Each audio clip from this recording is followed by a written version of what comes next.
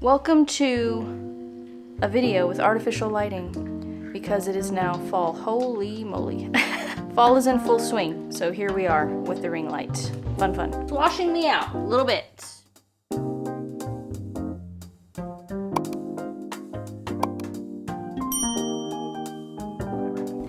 Hello friends. Welcome back to another video. Giant, absolutely massive stack of books that has been sitting over here kind of out of sight. It is a stack that is ever growing because it's the books that I have read and really didn't like. Books that I would never reread, maybe even books that I DNF'd. Sorry if you can hear the litter. Guillermo's going to the bathroom.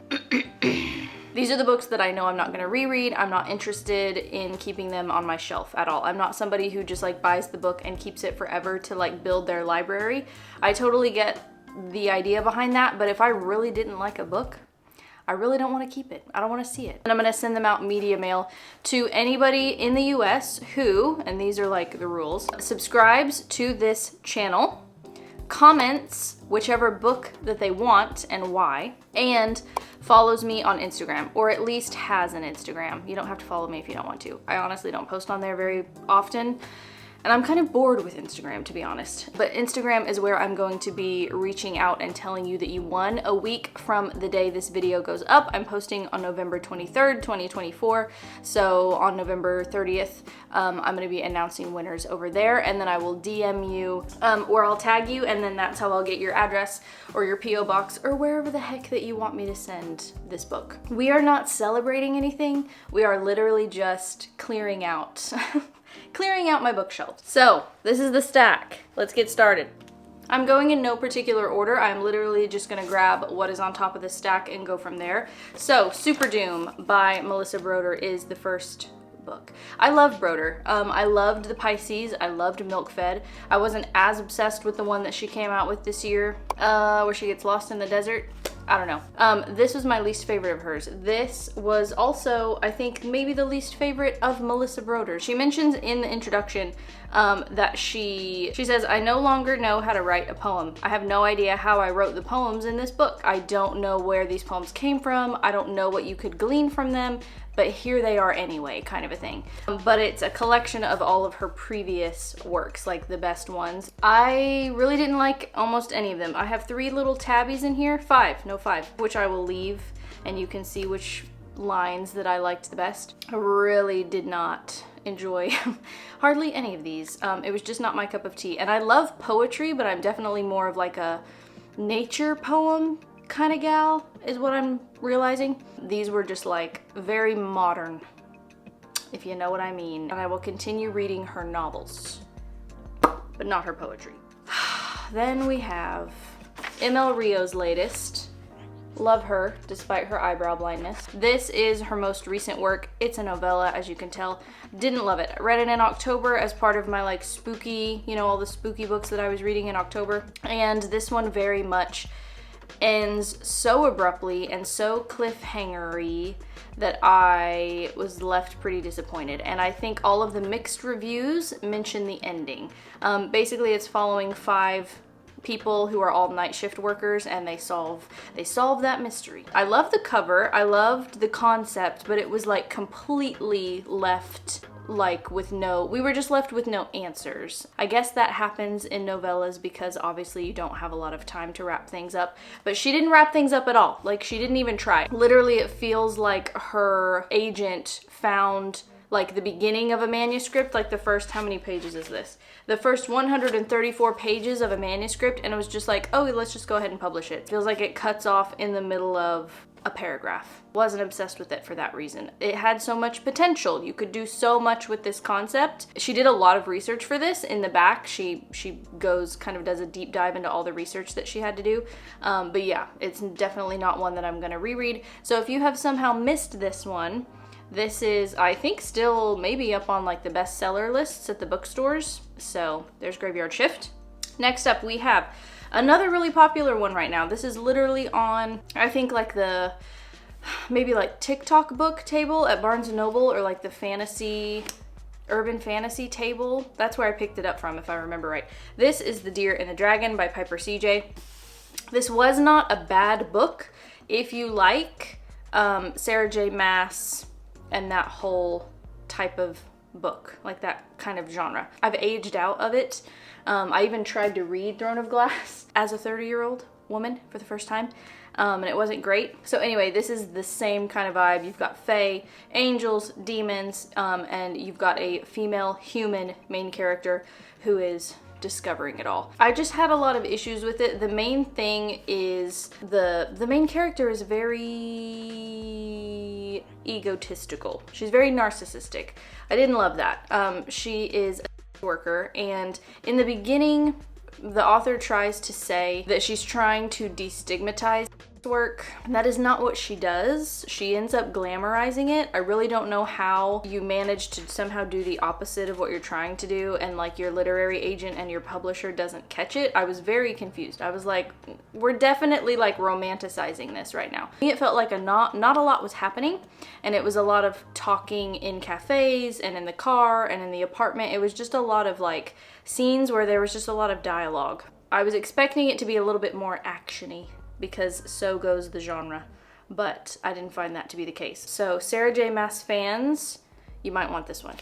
Next up is a Ferrante, Elena Ferrante's The Lying Life of Adults. I have only read this Ferrante, and it's not amazing. It sounds like my cup of tea. It's a coming-of-age novel. I want to say it's set in Naples. We're following a young girl named Giovanna. She's 14, and it's kind of like her firsts, like all the things that she's experiencing for the first time as a teenager. So the concept was wonderful, and I don't know, just the story, there was something about the story, maybe it was the writing, something was maybe like lost in translation, because I think it's translated from the Italian if I'm not mistaken. I do want to read her stuff again. I know people are really obsessed with a few of her other works. That's The Lying Life of Adults. Then we have two Colleen Hoovers. I will go ahead and send these as a set to anybody, so if you want to put your name down for both, go for it. This is Confess and Ugly Love. I've never read Hoover in my life. I don't plan on reading Hoover, just because to me, it doesn't sound like anything she writes is anything that I would want to read. I know there's like a lot of buzz and controversy about her stuff for whatever reason. I guess she's a bit of a polarizing author, if you will. These, my mom probably thrifted somewhere and read them. I don't even know if she read them, to be honest, or if they were just sitting on her shelf, but she gave them to me recently, and I'm not gonna read them. So there you go, if you want some Colleen Hoovers. No idea what they're about, but I will put it on the screen. So this series, I think I have it in the wrong order. Diary of an Oxygen Thief series. That's my phone, not yours. So it is a trilogy. It's Diary of an Oxygen Thief, Chameleon in a Candy Store, and Eunuchs and Nymphomaniacs. I didn't really know what I was getting into, to be completely honest. I had just seen this cover and walked by this book a bajillion times. How do you even begin to describe? Basically, it's just about he's just a very egomaniac kind of male main character who is, I think he's lost. He's very lost, but he's finding comfort in women. It's kind of all he can think about. He's a bit of a misogynist. It's one of those books that you kind of like Lolita or something, where you actually really don't like the main character, like at all, but you keep reading because you hope that like he's gonna find some sort of redemption or he's gonna get better. I feel like it's supposed to be like an author self-insert, because the books are written, the main character is an author too, and he's like basically selling his self-published novel and making his living doing that. It says it's an honest, hilarious, and heartrending novel, but above all, a very realistic account of what we do to each other and what we allow to have done to us. So it's very much just one of those novels that feels like, you know, you're inside someone's mind. We pretty much get his every thought, including all the gross ones, and we're just there for the ride to experience whoever this person is and his life and his troubles and his joys and his sorrows. So if that sounds like something you might be interested in, you can put your name down for these three, and yes, I will sell them as a set, or not sell them, but I will be giving them away as a set, so you'll get all three of them. It's like a slice of life, but it's very dark slice of life, so just beware. Maybe read the reviews on these before you put your name down for those. Next up is a Sayaka Murata. I feel like so many people should read this book, but a lot of people maybe aren't gonna like this book. I've got a lot of little tabbies. It's one of those books that just gets insane, absolutely insane by the end of it. This is Earthlings. I liked her other one more. What's the other one that I read? Convenience Store Woman. I think a little bit more than this one. Yeah, so it's about, I think they're like kids. It's like a little girl and she's maybe like a preteen, and then her cousin are like our two main characters. And her best friend is a plush toy hedgehog. And her cousin is like her only friend in the world. It's kind of sad. And they're spending their summer in like a little, and basically at her cousin's house in the mountains. There's like a time jump, I think, with, I'm trying to like refresh my memory with the blurb. There's like a time jump, and then we follow her into adulthood. It says dark shadows and societal pressure are pursuing her. Fleeing the suburbs for the mountains of her childhood, Natsuki, that's the main character, prepares herself for a reunion with Yu, her cousin. Will he still remember their promise, and will he help her keep it? Dreamlike and wonderful. It is very dreamlike, especially by the end. You feel like you don't know what's real and what's not, that is for sure. So prepare yourself for a wacky ending if you have somehow not managed to read Annie Murata. She is definitely a very celebrated Japanese author. All right, next is one that I don't actually think I've read like this volume, but I've read some of the stories in here, a few of them. It's actually a collection of science fiction and fantasy short stories, American science fiction and fantasy short stories. I think they do one of these every year. This is the one from 2019. Carmen Maria Machado is one of the editors. It says it represents a wide range of the most accomplished voices working in science fiction and fantasy today. Each story dazzles with ambition, striking pose, and the promise of the other and the unencountered. I would probably absolutely love some of these stories, but I don't plan to like sit down and read it. I'd want to like sit down and read it. You know, I don't want to just like dip into one, which obviously you totally can. They're kind of designed to do that. But anyway, so it has got quite a few different authors in here. 1, 2, 3, 4, 5, 6, 7, 8, 9, 10, 11, 12, 13, 14, 15, 16, 17, 18, 19, 20 authors have contributed to this. They each have a little story in here. Here is a little collection for all my science fiction and fantasy fans. Okay, we have 3 more. This one I picked up because it claims that it's supposed to be like Fight Club. Fight Club was one of the comps. I also read a book recently where Fight Club was one of the comps, and it literally, like, not even anything even remotely similar to Fight Club happens. This one maybe was the slightly closer one. This is We Play Ourselves by Jen Silverman. This is about like a washed up playwright, and she moves from New York, I think, to LA to try to escape from something that's happened in New York that has to do with one of her plays, and to try to kind of reinvent herself, just like lay low for a little bit and kind of start fresh. This one just kind of fell flat for me. Basically, she meets up with she's a filmmaker who is in the middle of making a movie with a whole bunch of teenage girls, like just a pack of teenage girls who are all very, very unique, but like a little bit violent.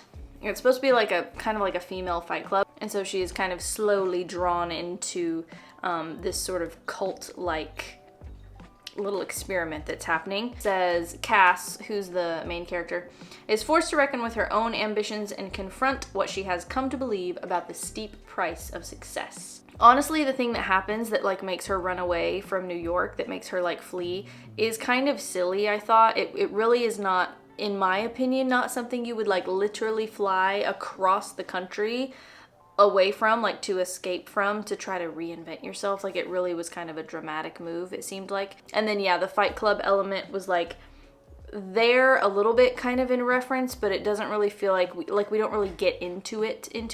So it was just okay. It fell a little flat for me. It was not a fave at all by any means. That one is We Play Ourselves. A little bit of a pun there in the title. Next one is very different than all the rest. This is a nonfiction. I think it's the only nonfiction that we've had in this whole little set, in this whole lineup. This was When God Was a Woman. This is like Judeo-Christian. It dives deep, if I remember right, into the goddess figure. So the goddess, known by many names, reigned supreme in the Near and Middle East. She was revered as the wise creator and the one source of universal order, not simply as a fertility symbol as some historians would have us believe. So this whole book basically documents the shift from matriarchy to patriarchy, and that aspect of it fascinated me. It is a book that I would reread, to be honest, because I don't remember specifics. Honestly, do you know what? I think this is one that I mainly listened to the audiobook of. I don't actually think that I physically picked this up very often. I would every now and then, but I was mainly sort of like companion listening to it alongside the audiobook. It's just really fascinating part of history. Like, I feel like we learn about different religions in school, but we don't necessarily go as far back as like pre-Judeo-Christian beliefs all that often. Or we do, but we mainly do it for like Greek mythology and like the Roman gods and stuff. And so this was really fascinating. There's just so much that I don't know. It says it's a landmark exploration of the ancient worship of the great goddess and the eventual suppression of women's rights. So it's basically showing how we like completely 180 and just totally flipped from matriarchy to patriarchy. So if that sounds like your cup of tea, I did really like this one. And then finally, I was maybe going to keep this one because I want to do a whole video all about him. All about Grady Hendrix. He's one of my favorite authors. So much fun. He does a lot of like horror. Don't look at this cover. It's got my grimy fingerprints on it, but I will attempt to clean it maybe before I give it to someone. But this is the Final Girl support group. So it's about a whole bunch of final girls, a whole bunch of girls who have survived a murder or, you know, some sort of trauma, and they're in a support group all together. But then the killer of like the main character comes back, and so like they thought he was dead, but he's not, sort of a Mike Myers kind of situation. And so then they all have to survive. He's written a lot of stuff. I'm gonna do eventually, after I read what he has coming out in January, I want to do a whole video on him like I did on Chuck Palahniuk, because he's definitely a fun one. I have enjoyed pretty much almost everything that I've read by him. Does he just not look so fun? Doesn't he look cool? He looks like a cool guy. He looks like someone you'd want to be friends with and who would make you laugh. He's written a whole bunch of other stuff. I think mainly it's My Best Friend's Exorcism that is his most famous. That's the first of his that I read and was obsessed with it. I think I remember maybe the ending letting me down just like a tiny little bit. I can't remember my specific thoughts because it has been a little bit since I've read this one. He does good like funny scary. Like, it's not so scary that you're actually like scared to be home alone. He kind of keeps it just light enough that it's still fun. It's fun scary, which is my kind of fun, or my kind of scary. Whatever. So that's a Grady Hendrix for you. And that is everything. That is the whole shebang. I will put on the screen a little reminder of what you need to do in order to win one of these. Like I said, winners will be announced 1 week from now, November 30th, 2024. Thank you guys so much for watching, and I hope you win. Best of luck. I will see you in my next video. Bye, guys. Cheers.